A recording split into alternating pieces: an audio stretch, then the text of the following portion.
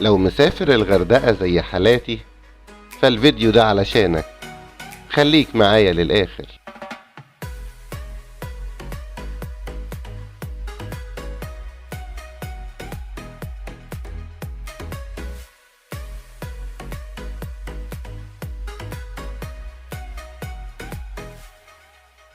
لو انت مسافر الغردقة فانت قدام حاجة من اتنين. الأول انك تنزل في فندق غالي سوفت اول انكلوسيف، بحرك، بولك، مشروباتك. بس في الحالة دي انت هتحكم على نفسك بالسجن جوه الفندق، وده لان هيكون الخروج براه في رحلات خسارة للفلوس اللي هتدفعها لإقامتك في الفندق. لكن الطريقة الأنجح عشان تستفاد بوقتك وفلوسك وتقدر تكتشف المدينة وتلفها شبر شبر هو إنك تنزل في منتجع يكون سعره مناسب، وبكده هيكون عندك فرصة إنك تقدر تطلع رحلات تكتشف بيها المدينة من غير ما تخسر فلوس في فندق يدوب هترجع له آخر اليوم عشان تنام.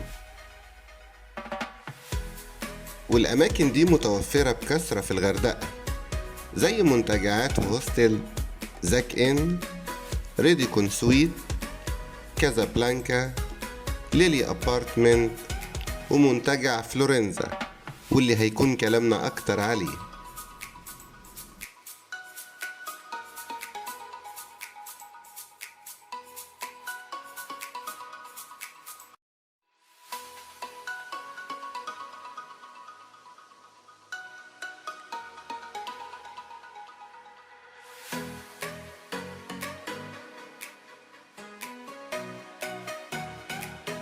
يمكن اللي بيميز الغردقة عن غيرها من المدن السياحية هي إنها بتتوفر فيها كل أنماط الحياة الترفيهية، من بحر ومتنزهات وأنشطة بصرية ورياضية وكمان علاجية. واحدة من أهم الأماكن الواجب زيارتها مع أول ليلة ليك في الغردقة هي مارينا اليخوت، واللي بتتميز بجو ساحر وإطلالة بانورامية على أجمل مرسى لليخوت في البحر الأحمر. وتقدر تجمع مع زيارتك لمارينا اليخوت زيارة منطقة السقالة وجامع المينا الكبير وحلقة السمك، وفيها هتتعرف على أنواع أسماك يمكن ما كنتش تسمع عنها قبل كده.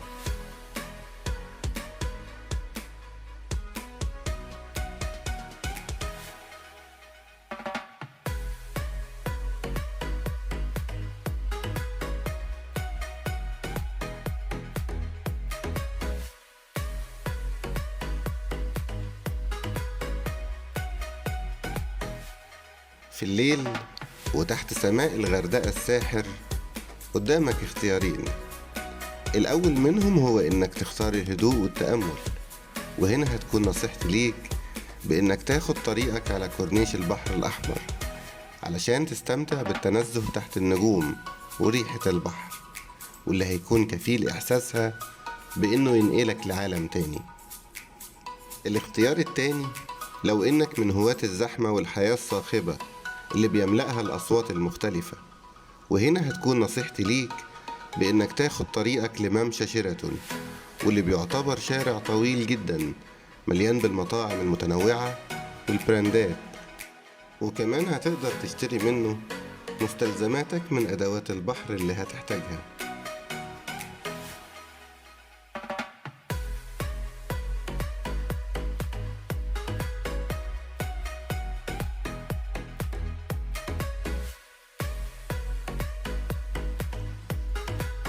من القواعد الرئيسية المسلم بيها في زيارتك للغردقة هو إنك لازم تطلع رحلة بحرية على واحدة من الجزر الموجودة في الغردقة، زي جزيرة بارادايس أو الجيفتون أو أورانج باي، واللي هيكون زيارتنا ليها.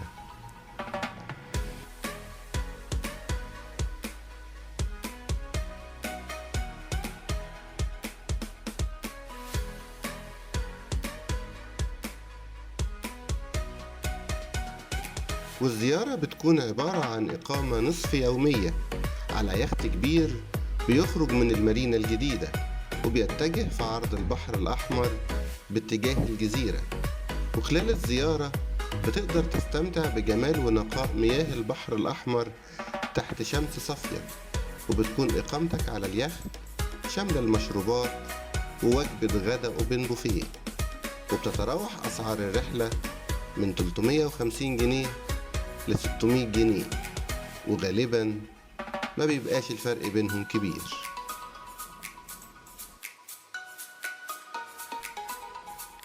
بمجرد الوصول للجزيرة بينتقل الركاب لزودياك صغير بينقلهم للشاطئ، والجزيرة مجهزة بكافة وسائل الراحة اللي ممكن تحتاجها، والإقامة بتنتهي تقريبا الساعة 2، علشان بعد كده يبدأ النص التاني من الرحلة بوقفتين سنوركلينج لرؤية الأسماك الملونة والشعاب المرجانية النادرة، وبتنتهي الرحلة تقريبا الساعة 4.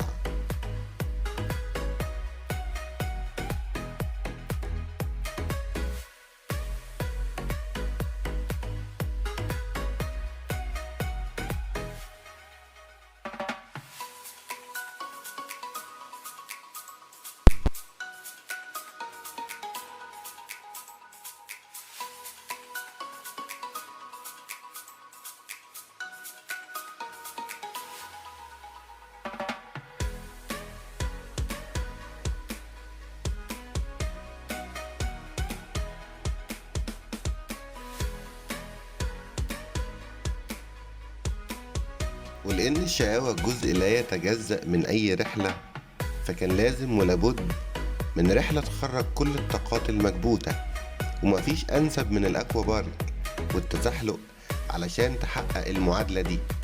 وعروض الأكوا بارك في الغردقة متوفرة في أكتر من مكان وبأكتر من سعر، وفي أكتر من فندق بيوفر دي يوز شامل الدخول والوجبات واستخدام حمامات السباحة والأكوا بارك، زي فندق مكادي ووتر وورلد، جانجل أكوا بارك، ومجموعة الباتروس، وجاز أكوا فيفا، ومنتجع ميراج باي أكوا بارك، واللي هيكون كلامنا عليه.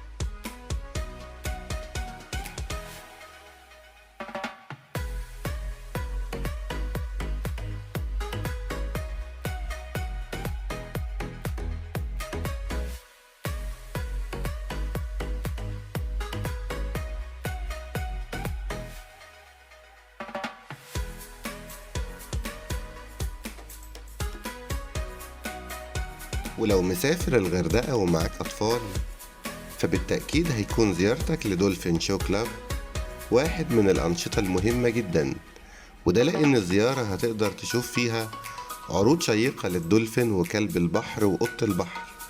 ولو ما تعرفش إن في فرق كبير بينهم، فأنت أكيد محتاج تروح دولفين شو علشان تعرف.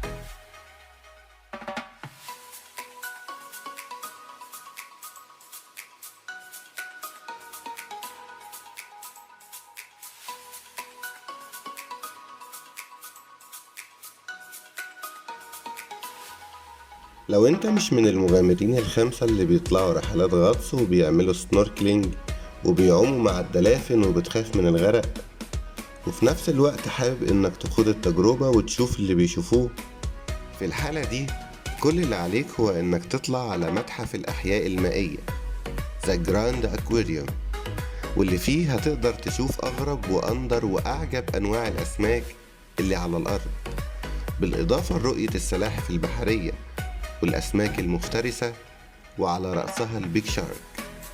ولو قلبك جابك للشجاعة فعندك اوبشن إضافي، هو إنك تنزل المية وسط أسماك القرش وتعوم وتتصور معاهم.